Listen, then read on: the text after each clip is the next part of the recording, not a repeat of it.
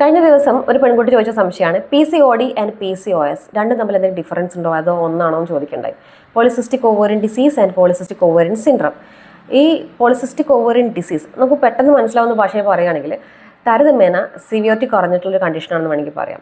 Polycystic ovarian syndrome means A group of disease. Polycystic ovarian disease നമ്മൾ treat ചെയ്യാതെ അല്ലെങ്കിൽ manage ചെയ്യാതെ വെറുതെ ഇട്ട് കഴിഞ്ഞാൽ ചിലപ്പോൾ നമുക്കത് പോളിസിസ്റ്റിക് ഓവേറിയൻ സിൻഡ്രം എന്നൊരു കണ്ടീഷനിലായിട്ട് പരിവർത്തനം ചെയ്യാൻ സാധ്യതയുണ്ട്. ഇതിൻ്റെ പ്രത്യേകത എന്താണെന്ന് വെച്ചാൽ ഓവറീസിൽ സിസ്റ്റിക് ചേഞ്ചസ് ഉണ്ടാവാം. നമുക്ക് പോളിസിസ്റ്റിക് ഓവറിയൻ ഡിസീസിലാണെങ്കിലും ചിലപ്പം മൈൽഡായിട്ടുള്ള ലക്ഷണങ്ങളേ ഉണ്ടാവുകയുള്ളൂ. ഉദാഹരണത്തിന് പീരീഡ്സിൻ്റെ ഡേറ്റ്സ് ഒക്കെ കുറച്ച് അങ്ങോട്ടും ഇങ്ങോട്ടൊക്കെ നിൽക്കുക, അങ്ങനെയുള്ള ചെറിയ ചെറിയ ലക്ഷണങ്ങളേ ഉണ്ടാവുകയുള്ളൂ. പക്ഷേ പോളിസിസ്റ്റിക് ഓവറിയൻ സിൻഡ്രത്തിൽ ചിലപ്പോൾ പീരീഡ്സ് ആബ്സെൻ്റ് ആയിരിക്കാം, അല്ലെങ്കിൽ ഒലിഗോമെനോറിയ പീരീഡ്സ് ഉണ്ടാവുകയാണെങ്കിൽ തന്നെ വളരെ കുറച്ച് മാത്രം ബ്ലീഡിങ് ഉണ്ടാവുക, അല്ലെങ്കിൽ കൂടുതൽ ബ്ലീഡിങ് ഉണ്ടാവുക. അതേപോലെ തന്നെ ഇൻഫെർട്ടിലിറ്റി ഉണ്ടാവാം. അതിൻ്റെ കൂടെ തന്നെ മറ്റ് അസുഖങ്ങൾ കൂടെ പാരലായിട്ട് ഡെവലപ്പ് ചെയ്ത് വരാം.